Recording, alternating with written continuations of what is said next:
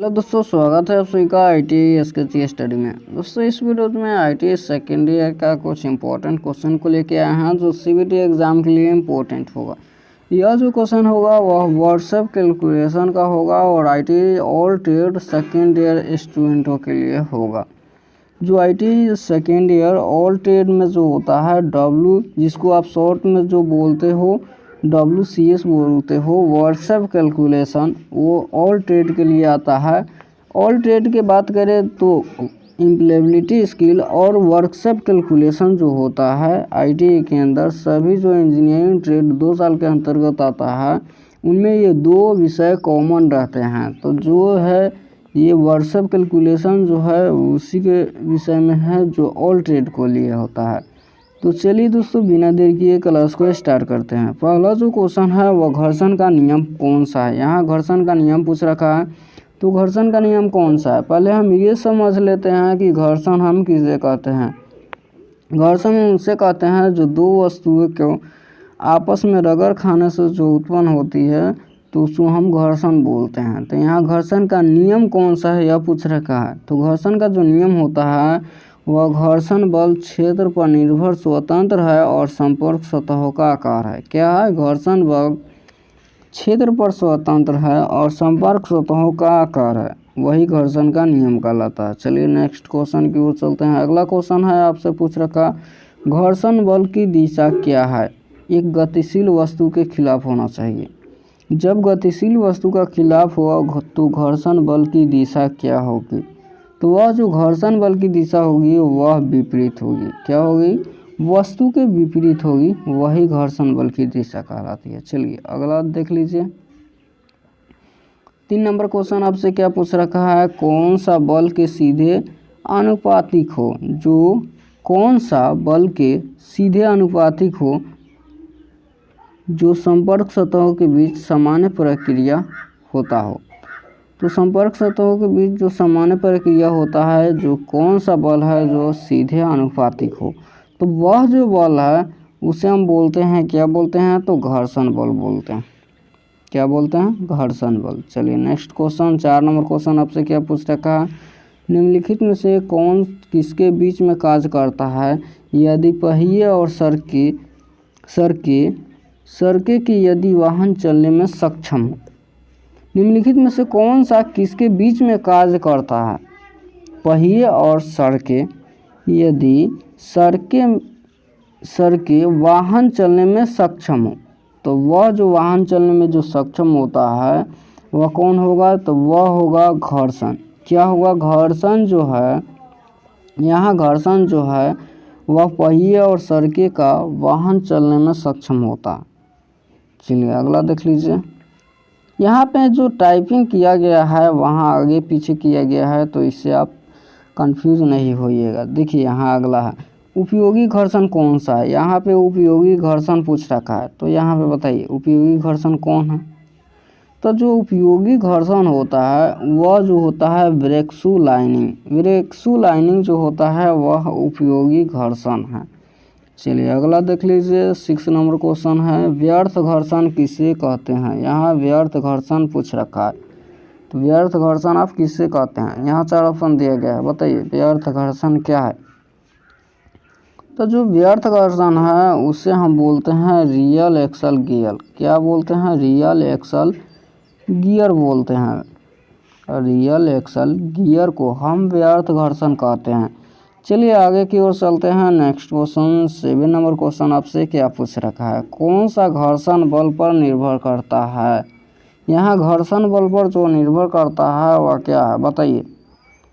तो 7 नंबर जो क्वेश्चन है उसका राइट आंसर जो होगा वह संपर्क सतह। क्या होगा? संपर्क सतह। जो घर्षण बल पर निर्भर करता है वह संपर्क सतहों पर निर्भर करता है, संपर्क सतहों पर। चलिए 8 नंबर क्वेश्चन, अगला क्वेश्चन आपसे क्या पूछ रखा है, देखिए। अगला जो क्वेश्चन है वह आपसे पूछ रखा है, घर्षण का गुणांक किस प्रकार व्यक्त किया जाता है। जो घर्षण का गुणांक होता है वह किस प्रकार व्यक्त किया जाता है। तो यहाँ जो व्यक्त किया जाता है यह घर्षण बल और उसके बीच का अनुपात सामान्य प्रक्रिया के द्वारा किया जाता है। जो घर्षण बल जो घर्षण बल का गुणांक होता है, गुणांक व्यक्त किया जाता है, वह होता है घर्षण बल और उसके बीच का अनुपात और सामान्य प्रक्रिया, जो इसका राइट आंसर बी हो जाएगा। चलिए अगला क्वेश्चन की ओर चलते हैं। नेक्स्ट क्वेश्चन क्या पूछ रखा है, का गुणांक ज्ञात करने के लिए, मतलब कि घर्षण का गुणांक ज्ञात करने के लिए सूत्र क्या है जो टकराव है, बताइए। घर्षण का जो गुणांक ज्ञात करने के लिए जो सूत्र होता है वह क्या होता है। दोस्तों यह हिंदी मीडियम में है, जो भी WCS जो होता है, WCS यहाँ WCS जो होता है वो आप नीमी पर देखोगे तो वहाँ इंग्लिश मीडियम में रहता है, ठीक है, इंग्लिश मीडियम में आपको रहता है। तो लेकिन यहाँ पे हम हिंदी मीडियम में लेके आए हैं, तो देखिए आप सब हिंदी मीडियम वालों और इंग्लिश मीडियम वाले भी देख सकते हैं, इंग्लिश मीडियम वाले आप नीमी पर से भी देख सकते हैं। तो यहाँ पे देखिए, यहाँ पे पूछ रखा है घर्षण गुणांक ज्ञात करने का सूत्र क्या होता है, बताइए। जब दो वस्तुएं टकराती है तो घर्षण ज्ञात करने का जो सूत्र होता है वह क्या होता है, बताइए।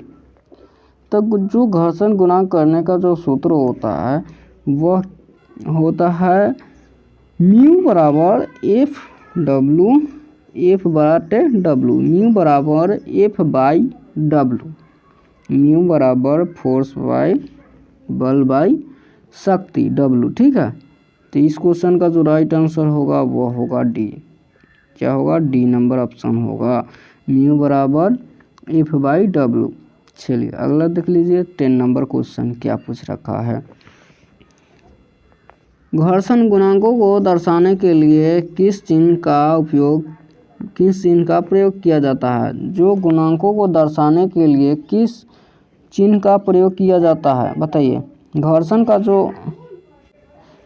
का जो गुणांक होता है, यहाँ पे देखिए, घर्षण का जो गुणांक होता है उसको दर्शाने के लिए जो चिन्ह का प्रयोग किया जाता है उस चिन्ह को हम बोलते हैं म्यू। क्या बोलते हैं, म्यू बोलते हैं। तो ये ध्यान में रखिएगा, CBT एग्जाम में आपसे पूछा जाएगा। जो घर्षण का गुणांक होता है उसको दर्शाने के लिए हम किस चिन्ह का प्रयोग करते हैं, तो म्यू होता है, जो इस टाइप से होता है, ठीक है। यहाँ पे अच्छा नहीं बन पाया लेकिन देख लीजिए, म्यू का जो सिंबल होता है वही। इस क्वेश्चन का 10 नंबर क्वेश्चन का राइट आंसर भी हो जाएगा। चलिए अगर 11 नंबर क्वेश्चन देखिए, यदि दो वस्तुएं हो तो किस प्रकार का घर्षण कहलाता है, बताइए। जब आराम से संपर्क में है, ठीक है। यदि दो वस्तुएं हो तो किस प्रकार का घर्षण कहलाता है, बताइए। जब भी दो वस्तुएं होता है तो वह जो घर्षण होता है वह कहलाता है क्या, तो वह स्थैतिक घर्षण कहलाता है। क्या कहलाता है, स्थैतिक घर्षण कहलाता है। चलिए 12 नंबर क्वेश्चन की ओर चलते हैं। 12 नंबर क्वेश्चन आपसे पूछ रखा है कौन सा कथन सही है। यहाँ पे कथन सही पूछ रखा है, बताइए।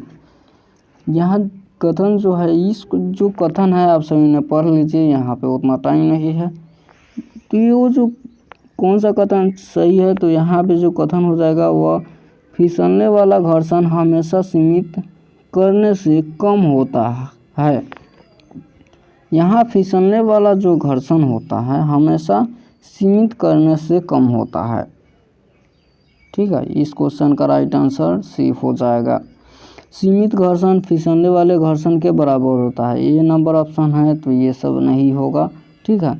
यहाँ सी नंबर ऑप्शन हो जाएगा आपका, फिसलने वाला घर्षण हमेशा सीमित करने से कम होता है। चलिए अगला देख लीजिए, 13 नंबर आपसे क्वेश्चन क्या पूछ रखा है। देखिए 13 नंबर क्वेश्चन है बल ज्ञात करने का सूत्र क्या है। यहाँ पे बताइए, वस्तु सिर्फ बीमा को ऊपर ले जाना होता है। यहाँ पे हिंस दिया क्या है, हिंस नहीं है, इसी में से है।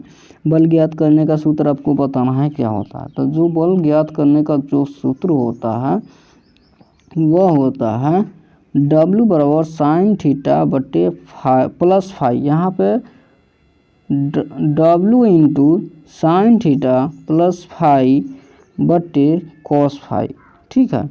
W into sine theta plus five बटे कॉस फाइव, ठीक है। यहाँ पे पेन तो नहीं है लेकिन चलिए अच्छे तरीके से नहीं हो गया, लेकिन इस क्वेश्चन का जो राइट आंसर होगा यह बी होगा। W बराबर साइन थीटा प्लस 5/cos 5। चलिए आगे देखिए, आगे यहाँ किस कोण को टकराव कोण कहा जाता है। यहाँ पे देखिए टाइपिंग में थोड़ा अथी हो गया है। देखिए किस कोण को टकराव का कोण कहा जाता है, क्या कहा जाता है बताइए। तो वहाँ पे ये कोण देखिए, यह जो कोण है किस कोण को हम टकराव कोण कहते हैं। यहाँ पे ऑप्शन दे रखा है, देखिए यहाँ किस कोण को टकराव का कोण कहा जाता है। तो यहाँ पे देखिए यह कोण कौन सा है, तो यह जो कोण है वह ROS कोण है। देखिए ROS को हम टकराव कोण बोलते हैं। तो ROS कहाँ है, तो बी नंबर, ROS को हम टकराव का कोण कहते हैं। चलिए अगला देख लीजिए, 15 नंबर क्या पूछ रखा है। घर्षण का गुणांक क्या होगा यदि घर्षण कोण स्क्वायर में हो। ISQ यहाँ पे स्क्वायर दिया गया है, ठीक है, I स्क्वायर हो। घर्षण का गुणांक क्या होगा यदि घर्षण कोण I स्क्वायर हो, बताइए।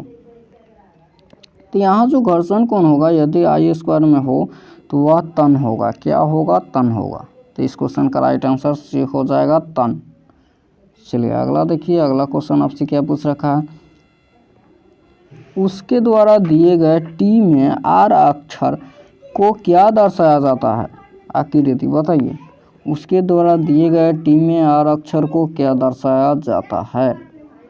तो वह जो है टी में दर्शाने का जो काम करता है, यहाँ पर देखिए यहाँ दिया गया है, देखिए तो सामान्य प्रक्रिया होता है। क्या होता है, सामान्य प्रतिक्रिया होता है। तो उसके द्वारा जो टी में दर्शाया जाता है वह सामान्य प्रतिक्रिया होता है। देखिए तो सामान्य प्रतिक्रिया टी में दर्शाया जाता है। चलिए अगला देखिए, स्नेहक का उद्देश्य क्या है। स्नेहक का उद्देश्य क्या है। स्नेहक पहले हम समझ लेते हैं कि आखिर क्या होता है। जैसे आप सभी ने सुना होगा ऑयल जो होता है मोबिल आप सभी ने देखा होगा, इसको ऑयल तेल बोलते हैं, ऑयल मोबिल। तो स्नेहक का जो उद्देश्य होता है, मोबिल का जो उद्देश्य होता है वह घर्षण को कम करने के लिए होता है। जब भी घर्षण को कम करने का बात आए तो हम स्नेहक का उपयोग करते हैं। जो अथी होता है, जैसे रड होता है, कोई भी होता है लोहे का आकार का, तो जो हम घर्षण को कम करेंगे तो वो जो घिसता है वह नहीं घिसेगा, ठीक है। तो वही जो मोबिल का उपयोग होता है। तो यहाँ पूछ रखा है, जो देखिए यहाँ घर्षण का उद्देश्य क्या है। तो जो घर्षण का उद्देश्य होता है घर्षण को कम करने के लिए होता है, ठीक है। चलिए अगला देख लीजिए, 17 नंबर क्वेश्चन तो हो गया। अब 18 नंबर क्वेश्चन क्या पूछ रखा है। बाती के चारों में किस प्रकार के स्नेहक का प्रयोग किया जाता है, बताइए।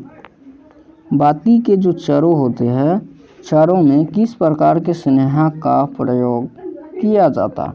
तो वह जो स्नेहक होता है वह लवतेल होता है। क्या होता है, लवतेल का उपयोग किया जाता है बाती के चारों में। चलिए अगला देखिए, अगला क्वेश्चन 19 नंबर क्वेश्चन है। आपसे क्या पूछ रखा है, देखिए कौन सा स्नेहक तंत्र प्रदान किया जाता है। ए, लव ऑयल को लगातार चारों ओर छिड़कने के लिए रिंग ऑनलाइन भागों के द्वारा। लव ऑयल को लगातार चारों ओर छिड़कने के लिए रिंग ऑयल का जो भागों का उपयोग किया जाता है वह कौन होता है। तो वह होता है स्पेनलेस फीड सिस्टम। क्या होता है, स्पेनलेस फीड सिस्टम। चलिए अगला देख लीजिए, ज़्यादा समय नहीं है। चलिए, स्नेहक के 3 प्रकार कौन से हैं।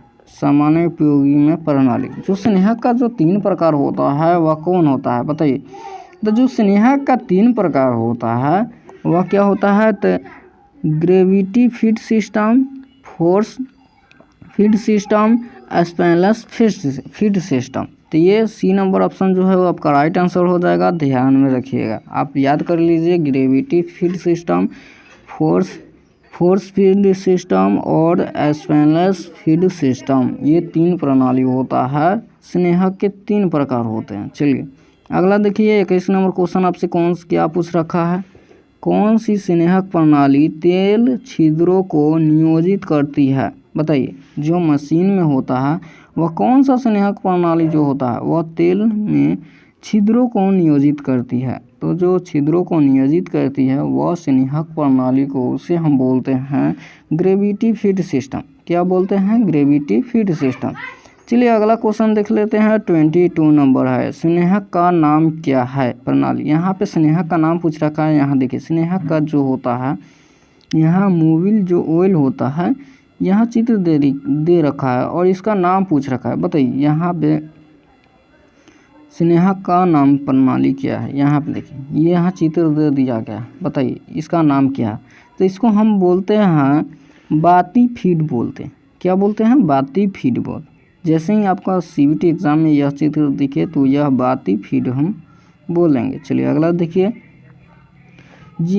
जिसका प्रयोग घर्षण को कम करने के लिए किया जाता है वह मशीन के पुर्जों। क्या है? जिसका प्रयोग जो घर्षण को कम करने के लिए किया जाता है उसको हम क्या बोलते हैं? तो उसको हम स्नेहक बोलते हैं। क्या बोलते हैं? स्नेहक बोलते हैं। जो घर्षण को कम करता है, जो मोबिल होता है ऑयल, वह घर्षण को कम करता है। चलिए अगला देख लीजिए। 24 नंबर आपसे क्वेश्चन पूछ रखा है, घर्षण का उपयोग करने का मुख्य उद्देश्य कौन सा है? बताइए, जो स्नेहक का उपयोग करने का मुख्य उद्देश्य, स्नेहक का उपयोग करने का जो मुख्य उद्देश्य होता है वह कौन सा होता है? बताइए। तो वह जो होता है वह घर्षण को कम करेगा। क्या करेगा? तो घर्षण को कम करने के लिए स्नेहक का मुख्य उद्देश्य उपयोग होता है। चलिए अगला देखिए 25। यह जो क्वेश्चन उतना भारी नहीं है, ये जितना जो क्वेश्चन था वह घर्षण से ही था, तो आप घर्षण के भी अच्छे तरीके से देख लीजिएगा। घर्षण आपको पढ़ना ज़रूरी है क्योंकि जो 25 नंबर क्वेश्चन था वो अधिकांश घर्षण से ही था। तो सीवीटी एग्ज़ाम में यहाँ से आपसे मैक्सिमम 3-4 क्वेश्चन तो नहीं, 2 क्वेश्चन ज़रूर पूछे जाएंगे। तो आप अच्छे तरीके से रीड कर लीजिएगा क्योंकि यहाँ पे 2 नंबर मतलब 2 दूना 4 नंबर सेकेंड ईयर में मायने रखता है।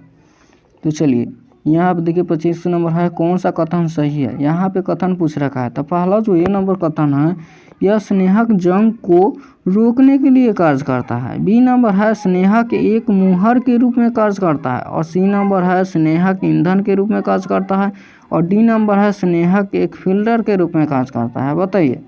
तो यहाँ चारों ऑप्शन दिया गया है। 25 नंबर क्वेश्चन जो है, तो यहाँ स्नेहक जो है वह जंग को रोकने के लिए कार्य करता है। क्या करता है? जंग को रोकने के लिए। जो भी तेल होता है, ऑयल जो होता है, वह जंग को रोकता है। तो यहाँ मोबिल जो होता है वह स्नेहक जो होता है वो स्नेहक जंग को रोकने के लिए कार्य करता है। चलिए दोस्तों 25 क्वेश्चन मेरा फाइनल हो चुका है। तो वीडियो के यहीं पे एंड करते हैं। यदि चैनल पर नए हो, यदि वीडियो भी अच्छा लगा हो तो एक लाइक कीजिएगा और चैनल पर नए हो तो चैनल को सब्सक्राइब कीजिएगा। इसी तरह के आईटी का जो लेटेस्ट वीडियो है, जो भी आप आईटी की ऐसी तैयारी करना चाहते हैं तो चैनल को सब्सक्राइब कर लीजिए और बेल आइकन को भी दबा लीजिए क्योंकि अगला जो क्लास होगा वो आपका नोटिफिकेशन जो है आपके लंग पहुँचता रहे। चलिए दोस्तों वीडियो एंड तक देखने के लिए बहुत बहुत धन्यवाद।